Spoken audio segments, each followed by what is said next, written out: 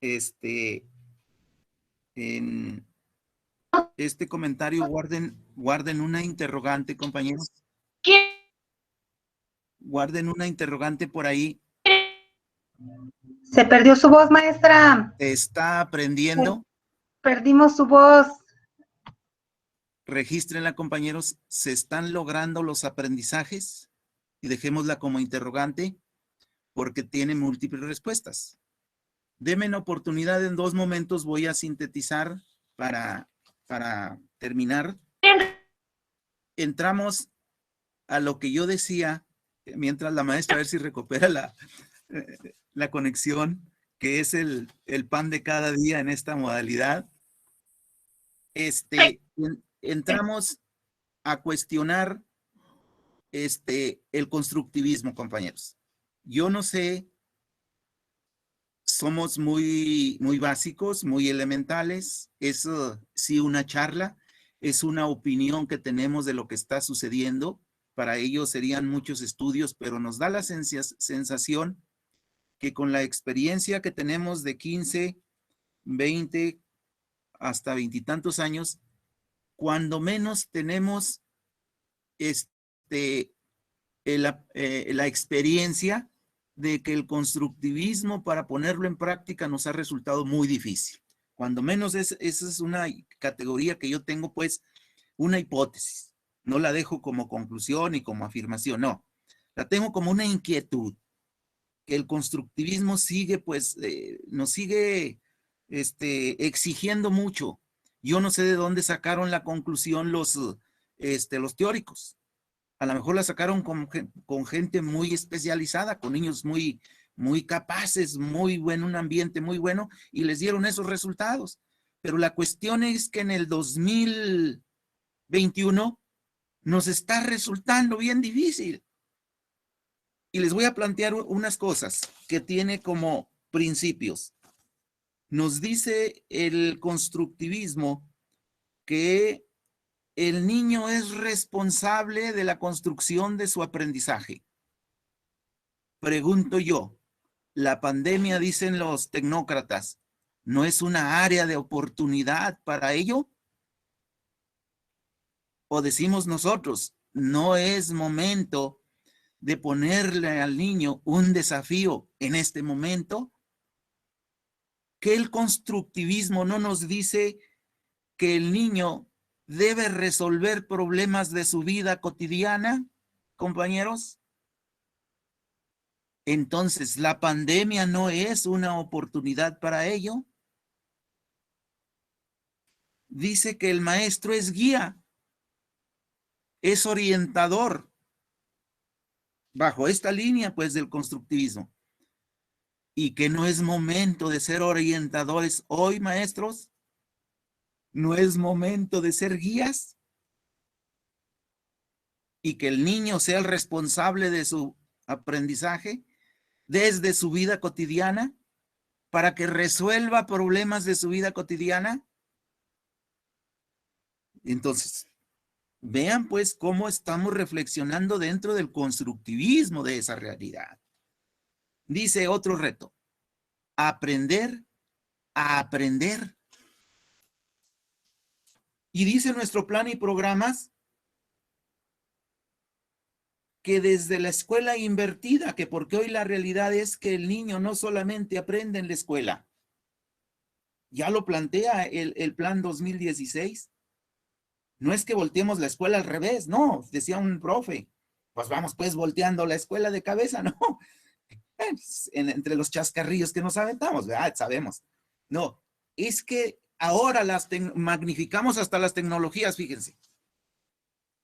Nosotros decíamos que la tecnología, iba a ser, nadie lo niega que es una herramienta que nos facilita, que nos permite, indiscutiblemente, pero que hemos hecho mal uso de ella. Esta pandemia también nos dio la oportunidad de demostrarlo, porque primero nosotros, maestros, no las podemos manejar todos. Es decir, el margen de compañeros que la sabe trabajar y utilizar para sus trabajos escolares o para su enseñanza, pues son pocos que la hacen uso bueno, grande, mayor, y hay otros que tenemos unas limitantes enormes. Pero igual las limitantes fueron para los niños. Los niños las saben usar para los juegos, para chatear, pero para los trabajos académicos y trabajos escolares, no. Tienen muchas limitantes. Y los padres de familia, no se digan, fue un shock tremendo. Terrible. Ubiquémonos en el punto no solo de maestros, sino de papás. Y vean qué conflicto fue tan grande, pues. Y allí entonces el aprender a aprender es porque el sujeto no solamente tiene que depender de la enseñanza directa en el aula. La tecnología viene, los grandes tecnólogos y economistas de la tecnología, ellos saben que no va a suplir al maestro, pero quieren que compre la mayor cantidad de gente aparatos de esta naturaleza, de este tipo, para tener mayores ganancias. ¿Sí? Y entonces, ¿cómo? ¿Cómo construir entonces ese reto de que el niño aprenda a aprender en esta realidad, compañeros? Si son principios fundamentales del constructivismo. ¿Sí? Luego plantean una pregunta enormísima, una intervención, si es la maestra antes de Carol, la maestra Vicky, y también ella dice, ¿cómo lo vamos a resolver? Fíjense esta pregunta tan enorme y tan simple pero tan compleja a la vez. ¿Por qué razón? Los problemas de la educación no van a venir de los teóricos maestros. Las soluciones a los problemas de la educación van a ser en el aquí y el ahora. Y hay por allí ya estrategias. Aprendizaje situado. Es decir, en un lugar y en un momento histórico específico, con unos niños determinados, con maestros determinados. No todos pueden asistir a resolver ese problema. El problema es suyo. ¿Cuál es el papel de la autoridad? Dotar de lo necesario. Y el maestro construir el escenario didáctico favorable al aprendizaje. ¿Cómo lo vamos a resolver, maestros? Dialogando el problema de hoy, problematizando y buscándole soluciones a ese problema, porque somos nosotros los que nos lo enfrentamos. Piaget, Vygotsky, Auswell, Brunner y tantos pedagogos o teóricos plantearon un esquema teórico y que posiblemente lo demostraron, pero lo demostraron en otro momento y con otros sujetos. ¿Sale? ¿Qué requerimos? El diálogo franco, el diálogo sincero, con la aportación de aquello que mencionaba yo al principio, con los distintos orígenes de los equipos docentes. Plantear la pregunta enorme. ¿Qué hacemos, compañeros, con este problema? A partir de esta realidad, plantear las soluciones que nosotros podamos construir con esas herramientas al alcance. Se fijan que aquí casi tenemos envuelto el fundamento del constructivismo. Nada más basta decir entonces que Piaget dijo que el sujeto aprende distintos aprendizajes de acuerdo a cierta etapa, porque es la que determina su estructura mental. Y todos coinciden que todo sujeto tiene una estructura mental que va cambiando. Vygotsky nos dice por edades y hasta nos da él ciertas edades, que es yo el mencionado, es la parte que se le cuestiona. El hombre no es un desarrollo lineal. Hoy esto, mañana el otro. No, El hombre es un desarrollo con altibajos.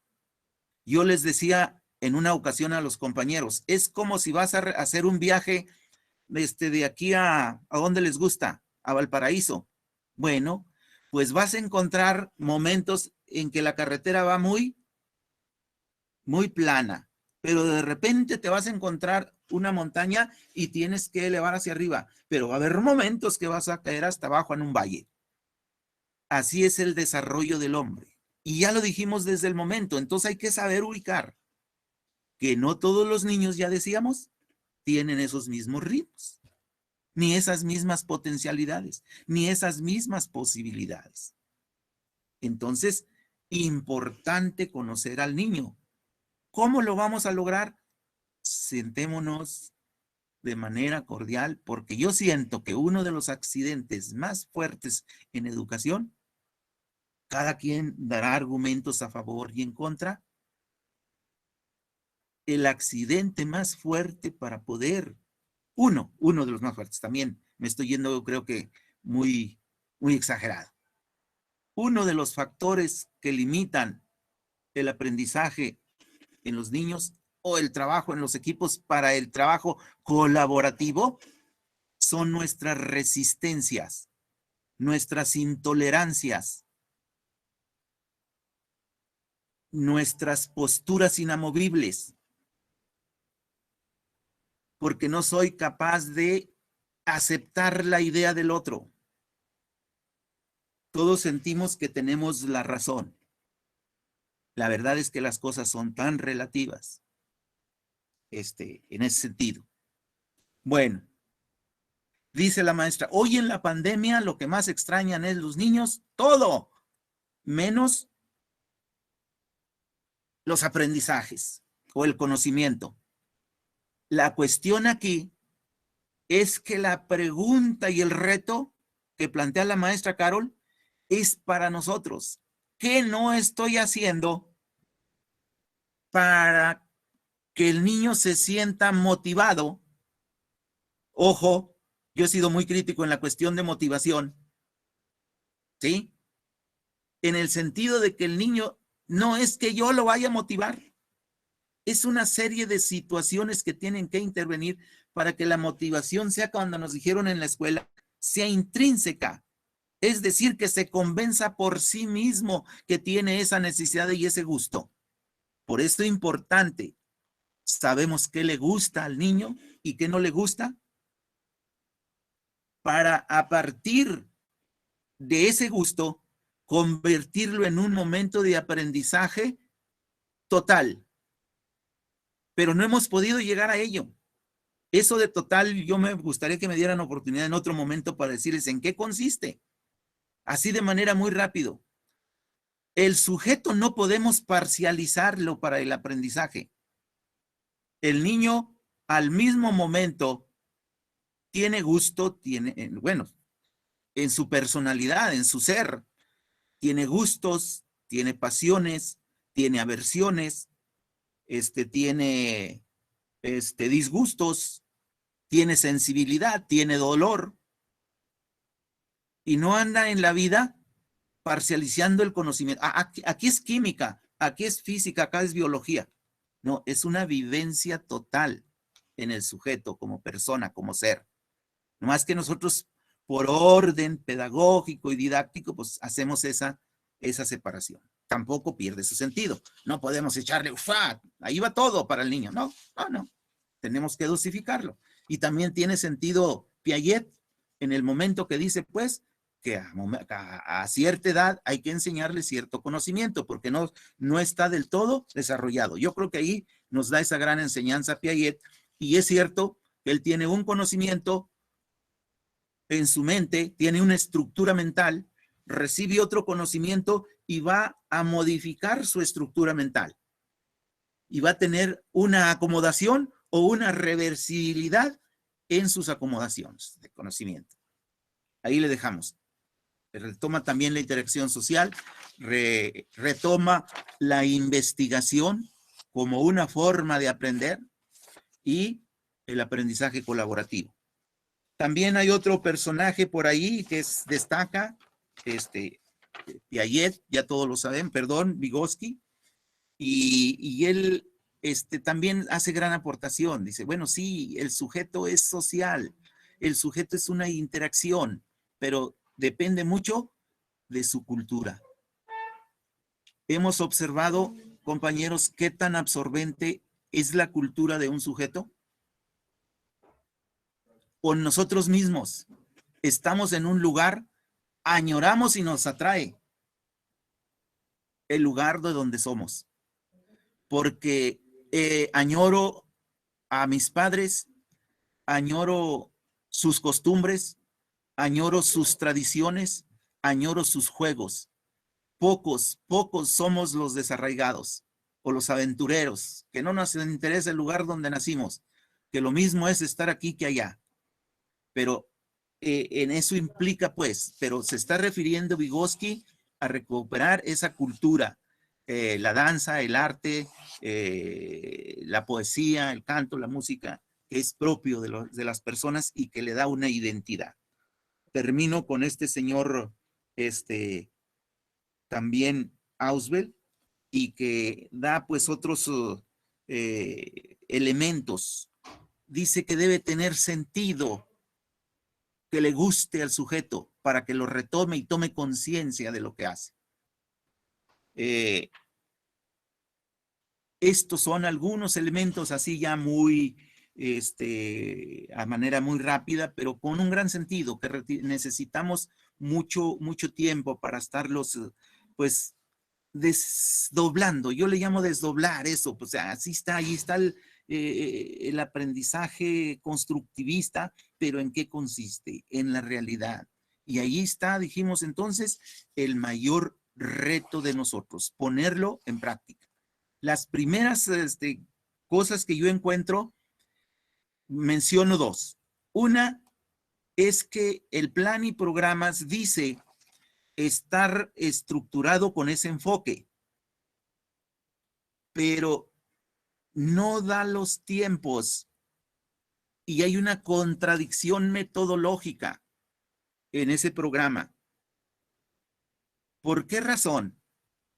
Porque regresamos o volvemos al aprendizaje que hace más uso del verbalismo, hace más uso de la exposición que de la construcción, de permitir la construcción. ¿Por qué? Porque la autoridad te dice, en cierto tiempo, hasta te lo clasifica así en unidades o en bloques, y te dice, este bloque es para tal mes. ¿Y tú crees que los niños son máquinas?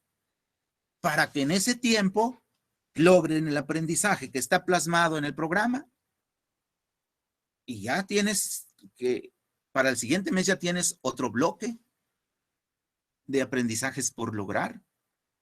Entonces, son esas las que yo encuentro contradicciones programáticas, y que el método entonces no se iguala a lo que está exigiendo constructivismo. El constructivismo es ver el ritmo del sujeto,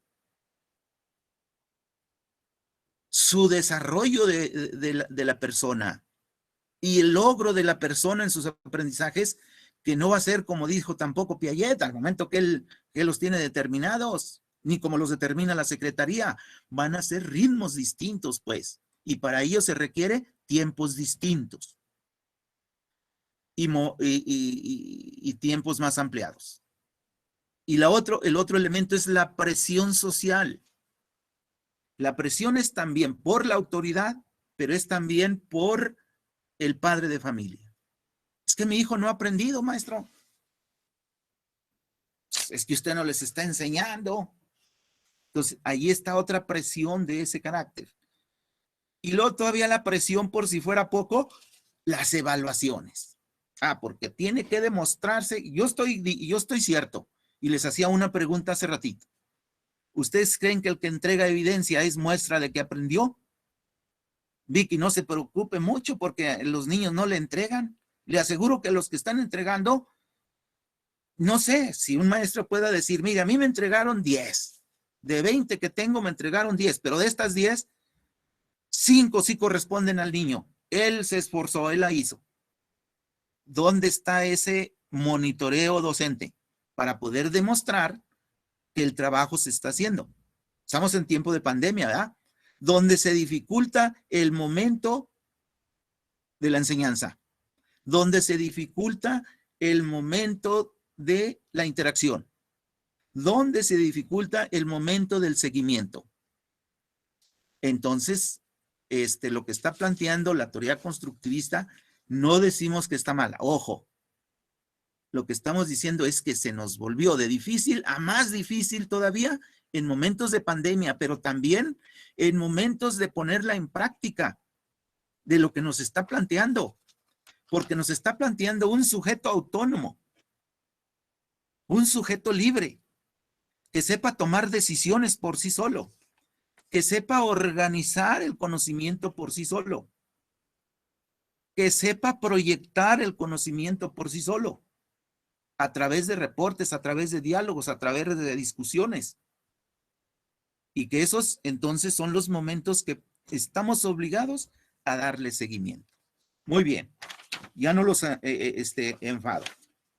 Me gustaría que termináramos, si hiciéramos un decálogo para pandemia, desde lo que ya nos sucedió en esta experiencia, ¿qué propondríamos para que este momento, híjole, riquísimo? Yo quisiera que estuviéramos muchos más. Adelante, compañero.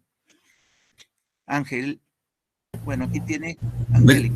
Buenas tardes a todos. Gracias, profe. Buenas tardes. Mi nombre es Pablo Sánchez. Pablo Sánchez.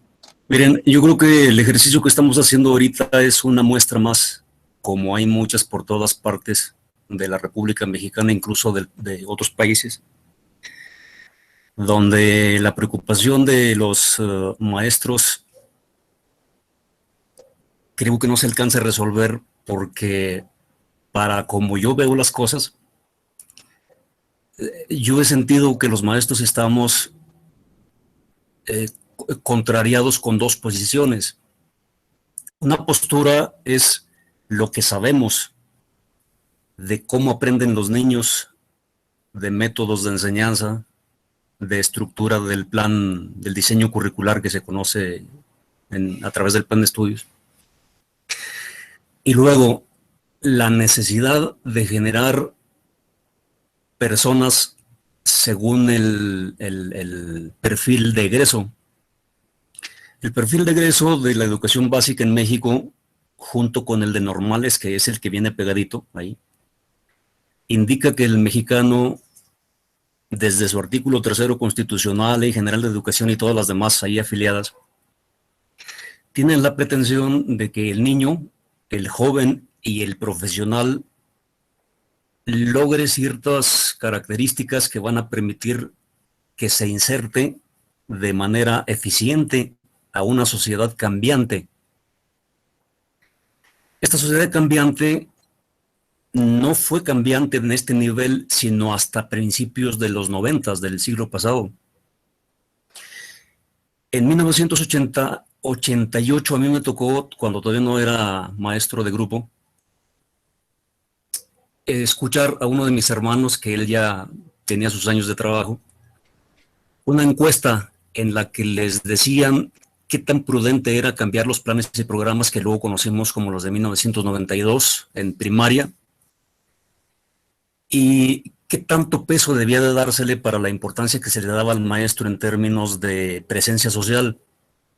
Y como en ese tiempo la mayoría de los maestros eran de normales básicas en planes de 4 años, todos dijeron, bueno, no, es que a lo que le debemos de dar más importancia no es al nivel de estudio, sino a la cantidad de años que han trabajado. Y entonces, del modo que fuera, para 1992 se viene la modificación del plan de estudios, y lo que lo justificó fue las condiciones mundiales de globalidad. Entonces, el problema que tenemos ahora es que todo cambió, maestros. Cambió medicina, cambió la política, cambió economía, cambió las relaciones internacionales, cambió las relaciones para entrar y sacar mercado en cada uno de los países, y la educación no cambió. O sea, uno de los problemas más graves que tenemos es que el gremio del magisterio, no importa si es de plan de 4 años, de 3 años, de 7 años, de licenciatura, no importa quién sea, los maestros no vemos el problema. Ese es el problema más grave. Y entonces estamos contrariados porque nosotros decimos, sabemos todo lo que debe de saber el niño, pero nosotros mismos lo atoramos. El constructivismo, maestros, es una posición pedagógica y filosófica que tiene que ver con la libertad del niño. Ahorita que ustedes seguramente lo notaron que me desaparecía, estaba buscando este libro. Yo creo que ustedes lo deben de tener por ahí entre sus haberes. El Emilio, sí. Es el Emilio de Rousseau. Y entonces tenemos al mismo tiempo, en todas las etapas de la historia del mundo, las dos posturas. ¿Qué hacemos con los niños? Rousseau, por ejemplo, por lo menos en este documento, expresa la urgente necesidad de que al niño no se le atosigue con tantos planes y programas. Aquí dice, el niño debe de ser tan libre que él debe de decidir en sus primeros años jugar y retosar, que ya habrá tiempo para recuperarlo.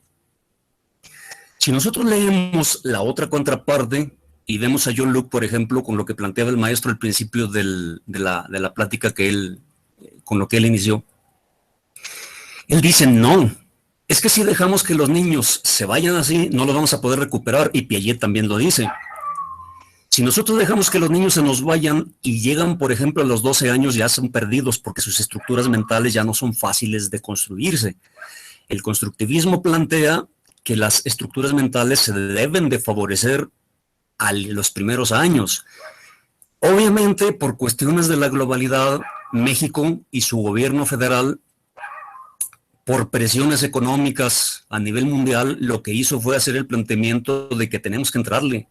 Recuerden ustedes a Salinas de Gortari cuando en el nuevo modelo educativo, un documento que sacaron en una edición muy rústica, decía, esto de la globalidad es como el tren. Nos subimos y nos vamos, no nos subimos, nos quedamos. ¿Qué quieren? ¿Nos vamos o nos quedamos? Y todos andaban con no, pues es que hay que subirnos al tren de la modernidad y la modernización educativa y que quién sabe qué tanto. Déjenme que les diga que he hecho seguimiento desde el 92 hasta la fecha. Y para mi gusto y según los datos que yo he estado recuperando, la mentada modernidad educativa nunca llegó a México. Hay una razón. El modelo educativo le quedó grande al maestro mexicano. Se oye bien feo, me duele decirlo.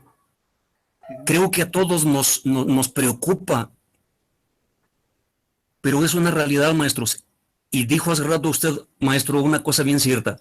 Nadie resuelve el problema más que el que lo tiene. Pero ¿qué problema vamos a resolver los maestros si no entendemos el problema? He dedicado muchos años de mi vida a intentar platicar con maestros y decirles, maestros, es que vamos a intentar analizar su práctica docente, entiendan qué cosa es, cómo se manifiesta, y a partir de conocerla seremos capaces de modificar lo que nos corresponda. Porque aquí viene otro problema.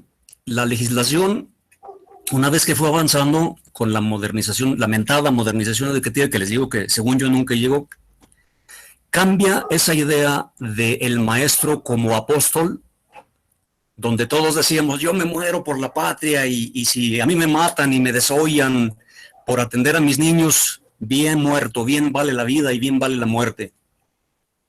Pregúntenles a los egresados de hace 2 años o 3 años de las normales rurales.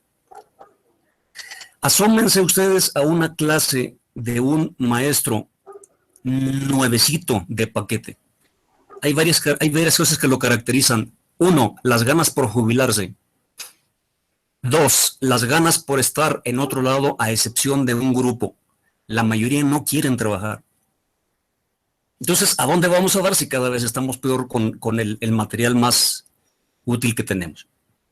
Yo recupero esta parte de El Emilio, de Juan Jacobo Rousseau, Porque aquí estamos en el mismo asunto. O sea, en realidad nos están jalando para dos lados diferentes. Nosotros estamos influenciados porque legalmente todos ustedes, yo y todos los que no están, tenemos la obligación de rendir cuentas. De hecho, así se llama, que es la parte final del proyecto que se hace cada año. La rendición de cuentas, que antes no se hacía. Tenemos una función legal que es la de ser el maestro de un grupo y tú eres responsable de él. Así dice. Entonces ya no es el maestro apóstol, ya es un individuo que tiene un trabajo. Revísense la legislación y así lo dice. El maestro dejó de ser un apóstol para convertirse en otro cualquier trabajador. Y entonces nos causó una expresión muy extraña porque decíamos, bueno, yo salí en el 92, a mí todavía me tocó pensar que un maestro era pilar de la sociedad, pilar de la juventud, pilar de la cultura. Yo sé tocar guitarra, me enseñaron a coser ¿cómo se llama? La ropa para hacer Nayarit, para hacer Jalisco, para hacer Zacatecas, eso me lo sé. Pero ya la gente no lo quiere. Entonces, aquí el problema está en que el contexto social donde estamos ahorita es muy diferente al contexto social de cuando nosotros salimos. Y yo me atrevo a decir que el constructivismo en las escuelas, en ningún nivel, yo tengo experiencia desde preescolar, primaria, secundaria, prepas no, pero he sido docente en licenciaturas, en maestrías y doctorados, en muchas carreras, también en formación de docente. Yo fui docente en el Centro de Actualización del Magisterio, aquí de Zacatecas. He trabajado para la UPN, he estado en San Marcos, he coordinado programas de posgrado, y encontramos una lamentabilísima, súmenle muchos, postura de que los alumnos llegan y no quieren leer en un programa de posgrado 2 páginas. Yo no sé, bueno, más bien sí lo sé. Estamos en un tiempo, maestros, en los que cuenta el papel. A la mayoría de los maestros los hace el documento y debemos evitar eso. Yo hago mi título fuerte, no el título me hace fuerte a mí. O sea, deberíamos de ser capaces de llegar al aula y hacer planteamientos con nuestros padres de familia que les peguen donde más les duela. ¿Dónde? Es que estamos haciendo malas generaciones. Hace rato la maestra decía, es que ya no hay cómo hacerle. Utilizo los premios, utilizo los estímulos y fíjense cómo nos hacen errar.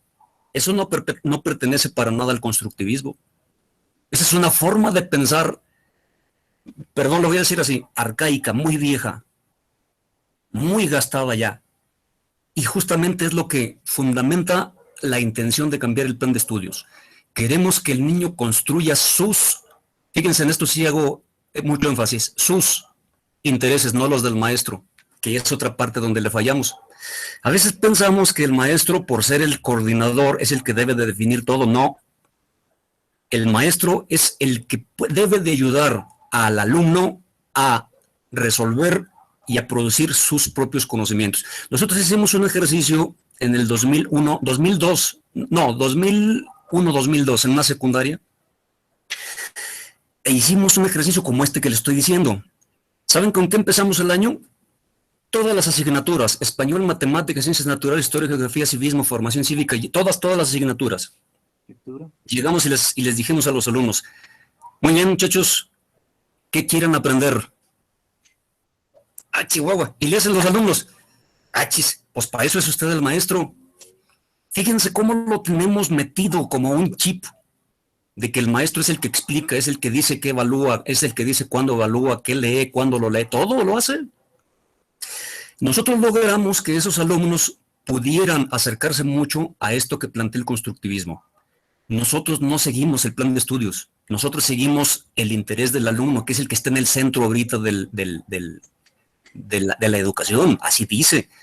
El alumno es el que está en el centro y lo debemos de poner en el centro, y hay muchas estrategias, y hay 13, quién sabe qué, y 11, quién sabe qué otra cosa. Si algún día se puede, hice una exposición en la escuela de Pedro Jaime Ansúrez, y estuve trabajando con ellos en algunas pláticas que fui a dar ahí. Pero es muy lamentable que haya reuniones, que haya conferencias y salimos de la conferencia y nos vamos a la escuela y hacemos lo mismo. Entonces, no estamos los que nos dedicamos a pensar en esta cosa, no estamos pegándole donde se debe. Yo la verdad sí me siento muy decepcionado porque en los 28 años de servicio que tengo no he podido hacer que una institución pueda ser un semillero de maestros que tenga una perspectiva diferente de la educación. La educación es para preparar gente, sí. Primero tenemos que decidir cuál eres. ¿Eres como Rousseau o eres como John Locke? Por tomar las dos caras, pues, de la moneda, ¿no?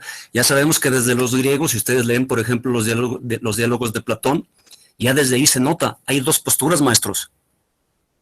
En los diálogos de Platón ya está la postura del tradicionalismo, de enseñarle al niño, y está la postura de hacerle pensar con las mentadas preguntas. En un tiempo aquí se le llamó pregunta generadora y hicieron un revuelo, ¿no?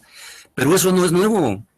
Son 400 o 500 años antes de que naciera Jesús y esta discusión ya estaba. Es 2021, maestros, y no lo hemos podido resolver. No lo hemos podido resolver. Y bueno, no sé cuántos años pasen para que esto se pueda visualizar de otro modo, ¿no? Entonces, cierro con esto. Tenemos todo en contra, maestros. Los alumnos, su naturaleza es hacer lo que el maestro, es hacer lo contrario de que el maestro les dice. Estudia, no estudia. Haz la tarea, no, no la hace. Entrégame el trabajo, no, no lo entrega. Los papás igual. Ponga a su niño a hacer tales cosas y no lo hace. Envíenme la evidencia, tampoco lo hace. Las autoridades, no digamos. Las autoridades en lo único que se centran es en una parte de la educación administrativa. Yo no digo que no sea necesario, es obligación hacerlo. Tengo que entregar calificaciones, observaciones, evidencias y todo lo demás para saber cómo vamos y poder evaluarlo. Pero se ciñen tanto. Yo no he tenido en mis 28 años de servicio, maestros, un director que me diga, maestro, te voy a dar una capacitación en pedagogía metodológica, porque todos ellos, ya tienes tu plan, sí, y llegan con su cuadernillo. Ya tienes, tú sabes qué, y checan. Es un checklist que ahora muy moderno se dice así. Se van y nadie tenemos problema porque todos estamos alineaditos. No. En el grupo, el otro día, una maestra, no sé quién lo puso porque yo no los conozco, dijo, me gusta el grupo porque quiero que me saquen de mis lugares seguros. Y yo le iba a poner, no me animé a hacerlo porque yo soy nuevo en este grupo, pero le iba a poner, maestra, cuidado con los deseos que pide, porque puede ser que se le conviertan en realidad. Cambiar de mentalidad, maestros, es de lo más complicado. No es fácil, eso ya está muy trabajado. Tratar de hacer que los maestros cambien de forma de pensar, pues es complicadísimo, ¿no?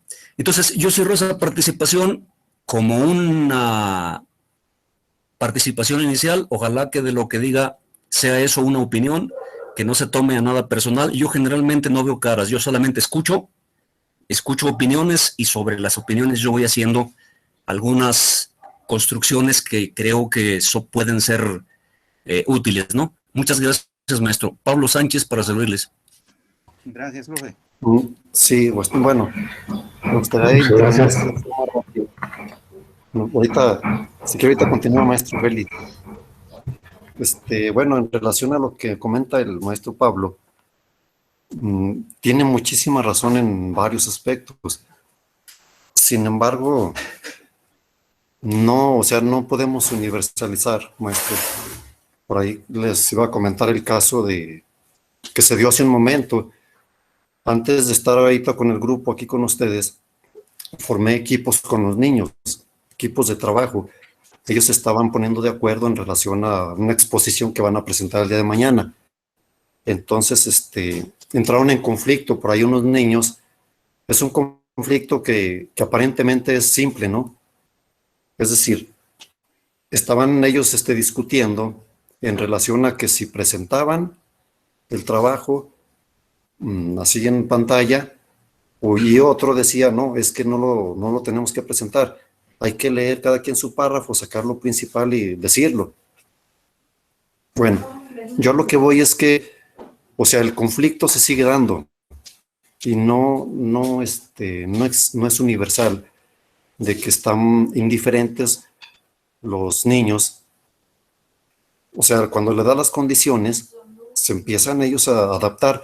E incluso, maestro, creo que uno mismo lo está haciendo. En un principio, yo no me animaba ni moverle a esto, ¿no? Porque pues vaya a descomponer la computadora.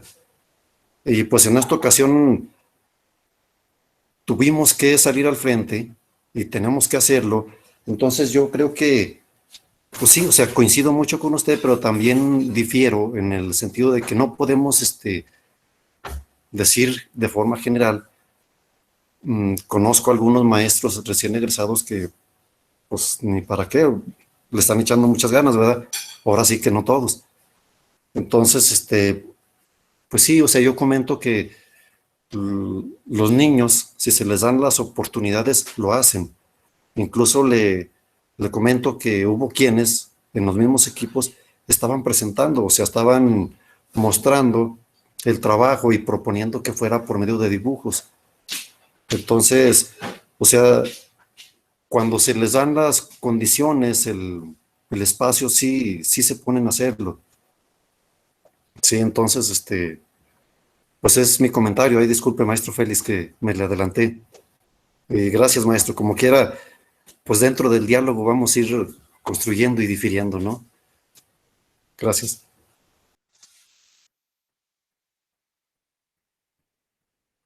Sí, bueno, gracias. Y yo solamente quería comentar de que qué rico y qué amplio es este campo. Me llama mucho la participación, da mucho la atención del compañero Pablo. Está él en Guadalupe, si no me equivoco. Pero esto es muy, muy extenso y es muy emocionante. Yo ahorita de veras, estoy ya muy, muy emocionado. Quisiera que esto siguiera. Es con esta dinámica ya de abrir el abanico a más participaciones. Es la primera vez que lo hacemos, compañero Pablo, y todos los demás compañeros. Y yo pienso que para ser la primera fue excelente. Me llama la atención la influencia tan marcada del compañero Pablo del CAM, del maestro Jaime Espinosa, me imagino. Y fíjese, le comento, yo egresé de ahí hace algunos años, hice la maestría y también me aventé después uno que otro diplomado ahí. Y también soy egresado de la Normal de Nieves, conjugué las influencias y me tocó a mí hacer el campo, la avenida Anton Semyonovich Makarenko, ya con eso digo ya muchas cosas, ¿verdad? Pero yo digo, compañeros, sobre todo Antonio Pacheco, ya tenemos más de media hora extra y no nos vayamos a cansar. Es excelente la participación de todos los que han tomado la palabra. Tú vienes muy documentado, vienes vasto, vienes extenso, pero es una sugerencia tratar de ir compactando las ideas para después volver con ganas por los tiempos, ¿verdad? No por otra cosa, pero está increíble la dinámica. Está increíble, de veras, ¿eh? Bueno, bueno, yo proponía al final que, pues sí, no por hacer el decálogo por el decálogo, sino más bien la expresión de experiencias. Y yo creo que ir haciendo extensiva la invitación, ¿no? El hecho de que el grupo sea diverso es lo que permite crecer y hacer efectiva la idea que tenemos de que sea tolerante. Incluso la primera invitación, decíamos, el requisito es que seamos abiertos, que estemos dispuestos a escuchar al otro.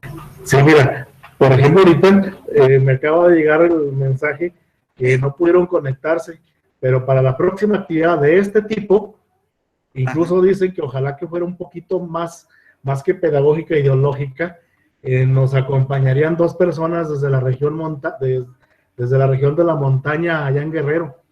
Nos Ándale. están avisando que ahorita no pudieron conectarse. O sea, esto es bueno, es genial. Y sí, y es que no podemos desligar todo acto de lo que acontece en nuestra vida diaria. Pero yo decía que esto enriquece en el momento en que tengamos esas visiones. Fíjate cómo el profe Pablo se animó a decir lo que yo dije de una manera muy, en unas cosas, en unos aspectos, lo dije de una manera muy diplomática, pues, porque el hecho de estar pues más cercanos con nosotros, veces no tenemos esa madurez de decir, ¿saben qué, profes? El accidente, yo les dije, el accidente más fuerte que yo veo en esta circunstancia es el profe. O sea que las resistencias, yo dije, las resistencias más fuertes son con nosotros. Y es bien claro, el profe lo dice, bueno, y yo se los he dicho en los cursos con los compañeros maestros, podemos tener 20 cursos de estrategias didácticas, ¿para qué? Si que voy a salir y no voy a aplicarlas, pero también cometemos un error. Es que el constructivismo, yo por eso les dije, nada más va a ser una introducción. Desafortunadamente esto nos limita para aprender el constructivismo construyendo. Porque vean, todos, yo soy bien crítico con los que llegan a dar cursos. Puta, saben el mundo pedagógico y teórico didáctico de pe a pa. Pero el conflicto ya no es ese, decía yo, es ponerlo en práctica, hacerlo realidad. Que claro, también tiene que tener la otra etapa, saber qué voy a hacer, cómo lo quiero hacer, tener la idea. Porque si no tengo ni la idea, pues entonces no estoy ni siquiera convencido ni claro de lo que tengo que hacer. Haber claridad en ello. Pero bueno, en próximas fechas, incluso la invitación muy propia al profe Pablo, que participe con un tema próxima semana o próximo mes, para no aterrarnos en ello. Pero El profe Pablo es integrante del grupo porque soy docente, ¿eh? Sí, claro, pero tiene los datos. Sí, sí, estaré bien, profe. El detalle, bueno, con esto termino. El detalle en la docencia es que no ha registrado su práctica docente para también tener prueba palpable de esas experiencias que tenemos los docentes. Cuando hablamos, veces hablamos de lo que traemos nada más en la mente, pero no lo tenemos registrado. Acuérdense que lo que vale es el registro palpable para decir aquí está la experiencia. Y esas experiencias entonces para poder ver cómo las pudiésemos adaptar. Finalmente, el proceso de construcción tiene que ser también, ¿a qué nos llevó la pandemia? Pues a la emergencia y a tener que asumir el proceso didáctico desde la distancia, con los tropiezos que se habidos y por haber. Todavía estamos en ese bache, unos más adelantito, otros más retrasaditos estamos, pero ahí. Maestra Carol, profe Gustavo, yo me despido. En el nombre de mis Patris Espíritus.